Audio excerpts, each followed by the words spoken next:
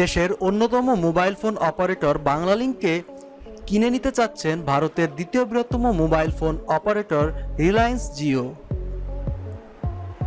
এই অধিগ্রহণ প্রক্রিয়া আগামী আগস্ট অথবা সেপ্টেম্বরের মধ্যেই সম্পন্ন হতে পারে বলে জানা গেছে। সংশ্লিষ্ট একাধিক সূত্র জানায়, বাংলালিংকের মূল মালিকানায় থাকা ইউরোপের বহুজাতীয় টেলিকম কোম্পানি ভিয়ন ও রিলায়েন্স জিও কর্তৃপক্ষের মধ্যে মার্চের শেষ সপ্তাহে মুম্বাইয়ে এ বৈঠক হয়। ওই বৈঠকে ভিয়নের কাছ থেকে বাংলালিংকের মালিকানা অধিগ্রহণ সম্মত হয় জিও।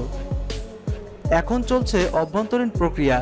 তা শেষ হলেই বাংলাদেশের টেলিযোগাযোগ নিয়ন্ত্রক সংস্থা বিটিআরসির কাছে এ সংক্রান্ত আবেদন জানানো হবে।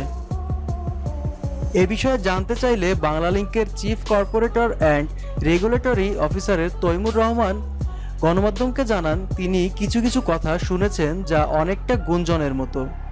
এখন পর্যন্ত এ বিষয়ে তাদের কাছে আনুষ্ঠানিক কোনো তথ্য নেই।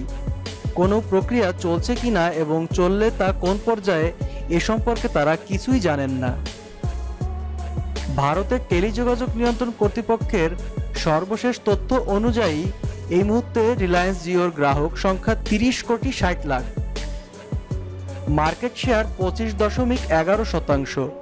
গ্রাহক সংখ্যার বিবেচনায় তারা ভারতের দ্বিতীয় বৃহত্তম মোবাইল ফোন কোম্পানি।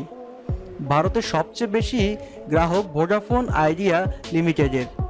তাদের গ্রাহক সংখ্যা 30,85,00,000 এবং মার্কেট শেয়ার 34.58%।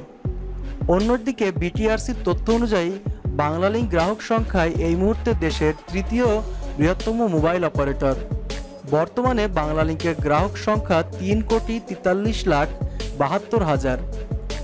দেশে প্রথম ও দ্বিতীয় স্থানে থাকা দুই অপারেটর গ্রামীণ ফোন ও রবির গ্রাহক সংখ্যা যথাক্রমে 7,40,53,000 ও 4,73,41,000।